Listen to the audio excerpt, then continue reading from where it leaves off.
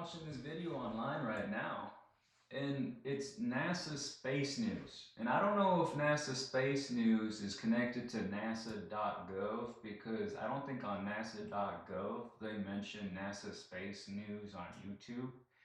So I don't know, maybe it's in their DNS domain name registry in some other format, but I know a reputable government would go ahead and have a chain of digital certification interconnected to .gov for rational reasons in my country. And so I'm thinking here in this website where they're displaying this rocket launch mission where they'll use basically energy projection to capture the satellites.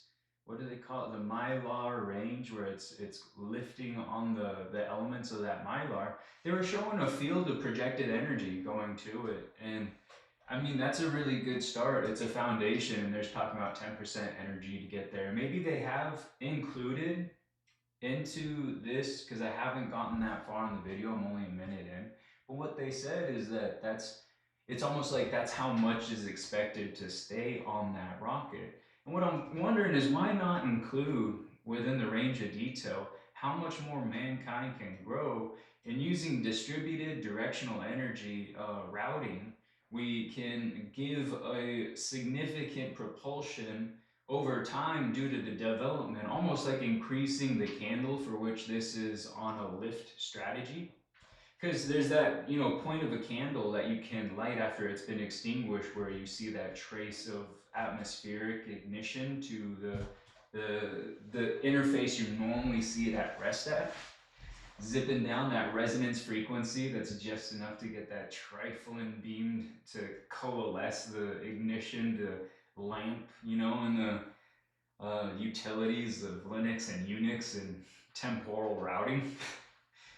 Because what's interesting about government uniforms, that could be space capable, buoyant devices of various thicknesses and viscosities and compositions, can be utilized to both keep an eye on that governing official, that citizen who took on those responsibilities.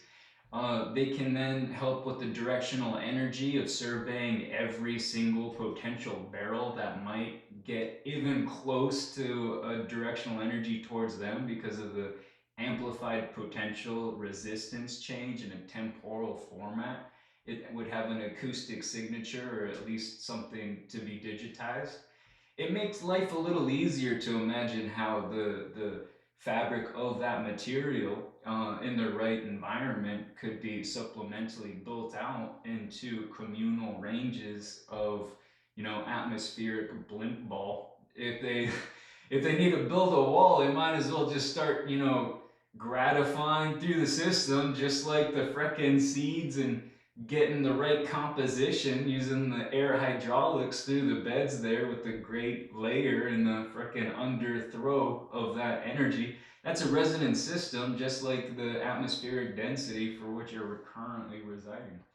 And so by using that principal property, you can have a deformation of even maybe material, but just a weight distribution down to your feet, such that there's a two-dimensional substrate of truing, like a top. You could have that as a kinetic to keep various ways of integrating that to both the feeling of gravity and balance.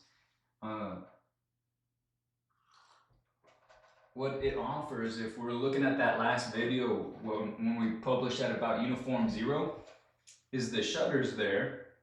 Luckily, since there's no light pass through, ends up being the camera system that does that directional energy survey. So what I'm saying is that gives the system maximum depth of truing in quantal state situations for safety. And what's nice is it's locally optimized. They have where their law ends. I don't know how to. They can have an alert system that's proper in a fun way or something like that. I don't know. I'm thinking out loud right now. But this video is really interesting because it was released 10 days ago. So there's been a lot of revelations. There's and because of that, we keep improving, and that's what it's all about.